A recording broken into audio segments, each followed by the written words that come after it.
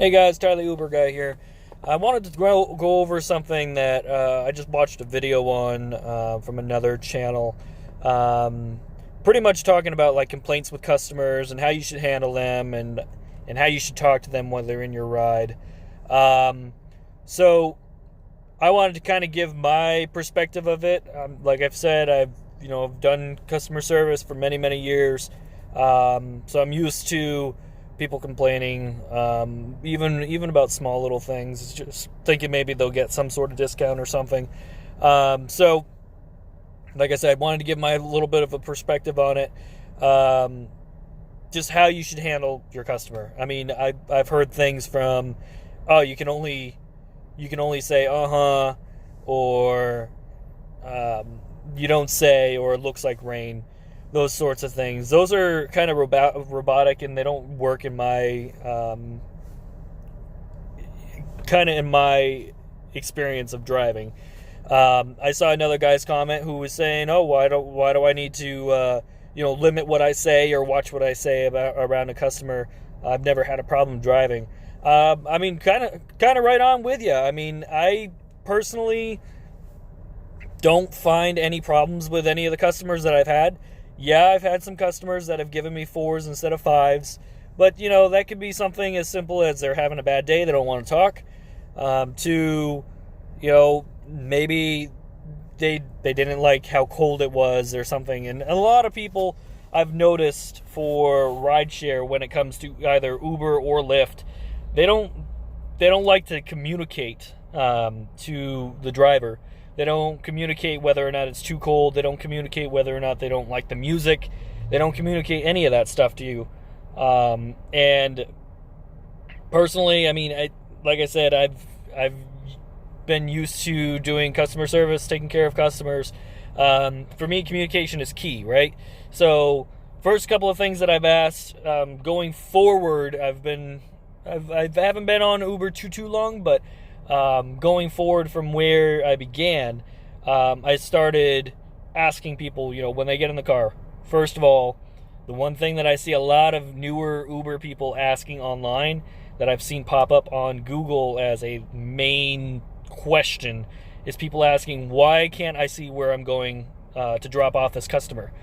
And there was another YouTuber that did a video on that specifically and talked a little bit about it, and went into the fact that the reason why you can't see it is because more people would cancel those rides. It's not really anonymous as where they're going, like it's designed to be. So I don't necessarily agree with not being able to see where to go, but I understand it. The reason why I brought that up is what I typically ask is, where are you headed? Me personally, I don't care. A ride is a ride is a ride, right? So if a ride is 2 minutes or if it's a half an hour, it doesn't matter to me. A ride is a ride. I'm still getting paid off that ride. Might not be as much, but you know what? At the end of the day, who the heck cares when it all adds up? So for me personally, I don't care. But I ask where they're going, because maybe the GPS, like I've seen it with Google Maps plenty of times, maybe it messes up a little bit and it puts you off in some random parking lot that doesn't belong to that address. So if they tell me they're going to the Hilton and I'm driving them over, and here in Florida, obviously there are hotels, they're all right next to each other. So say I'm going to this place to go drop off this customer at the Hilton, and there's the Days Inn right next door, and the GPS brings me over to Days Inn. That means the customer has to walk over to the Hilton, which means they're going to be angry, which means I'm not going to get a tip, which means I'm going to get a 4 or lower rating, and that's going to affect my gold. So me personally, I just try to figure out where they're going just to get a little idea. And even if you don't know where it is, at least they gave you a name of where they're going, and then you can look for that name while you're driving around in that area. So that's one thing that I ask them. The other thing I ask them is the air in the back too cold? I mean, kind of self-explanatory. Is the AC too high? No? Or yes? If it's too high, do you want me to lower it down? Do you want me to turn up the heat? What are you looking for? Me personally, I know that if I shut off the AC here in the front, it gets really hot really quick. But like I said, we're in Florida, so you kind of expect that. So me personally, I keep my AC on up front. I have a Chevy Traverse, so it's pretty nice. You can turn up the AC in the front, but leave the back a little bit warmer. So I always ask that. So that's my second question, right? So your first is, where are you going? Your second is it too cold back there? No? Okay, perfect. Third, what kind of music do you like to listen to? I see too many Uber drivers that just don't care, and I've had too many customers tell me, hey, you're the first Uber driver that's actually asked us any of these questions. That's really nice. It's really a nice change to get somebody in here who, actually asks these questions. I've seen way too many drivers that they don't care. They listen to their music. They talk on the phone. I had a customer that told me the other day that the Uber driver that was driving was sitting there watching the Yankees game the entire time driving. Like literally phone in hand, driving 50 miles an hour down the road, and he's watching a baseball game. I mean, me personally, that would not fly. I'm none of I don't drive around with my phone in hand. I have a dash mount, and then I've got obviously my dash cam and everything. But I've got a mount that I put my phone on, and I drive with that. And I mean, it's safer. You're not as distracted with it in your hand.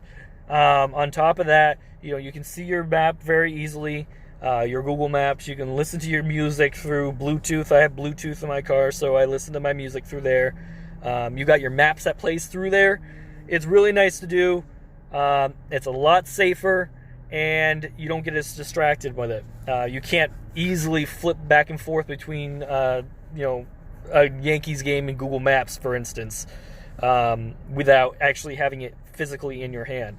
So that's another thing that I've noticed, and in my opinion, it doesn't really fly because there's not as much communication between you and the customer.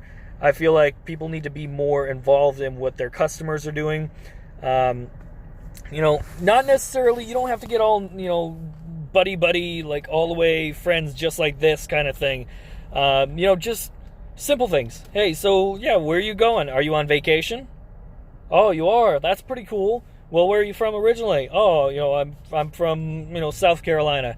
Oh, cool. Where about in South Carolina? And I've done sales and customer service, like I said. So I always look for something that we have in common, right? So if they're from South Carolina, cool. I used to live in South Carolina. Where do you live? Oh, I live in this area.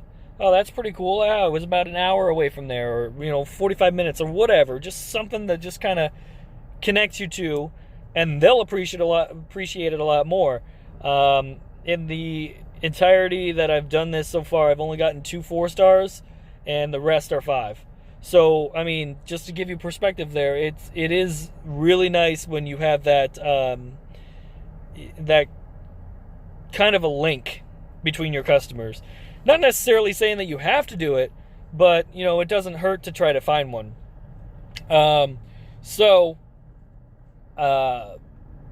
That's kind of something I look for. I know, this video is a little bit longer. I just wanted to give my perspective on what I think that you should be asking when you get your customer. First of all, where are you going? Second of all, is the AC too high? Third of all, what kind of music do you like? And you could even ask, hey, are you comfortable? Do you, you can throw in your own little things. Like, do you want water? I keep a cooler in the back, and I've got water, soda, mainly water and soda, and I got ice that I throw in it before my shift, before I head out on Uber, and that is for if they get thirsty, especially Fridays and Saturdays. I definitely keep the chest cold, and that's for you get your people that are coming from the bars or whatever. Then it's so much easier. I've been having so many people that have been happy that I have water in the car after they've had a night of drinking. Not necessarily saying that you have to. But, it does help. It does give you more tips. I got, like I said, a $40 tip from somebody just for having water in the back. It was pretty nice. It was pretty nice for him. But just giving you guys some perspectives. If you're trying to get into, Uber or Lyft or any of the rideshare apps, then I think it's really nice to be able to know your customers. Yeah, you might get a complaint, but I've also gotten a lot of compliments. So, they kind of one hand washes the other kind of thing. I think that as long as you're not being too intrusive, there's that fine line, right? So as long as you're not too intrusive on what they're doing, and you're not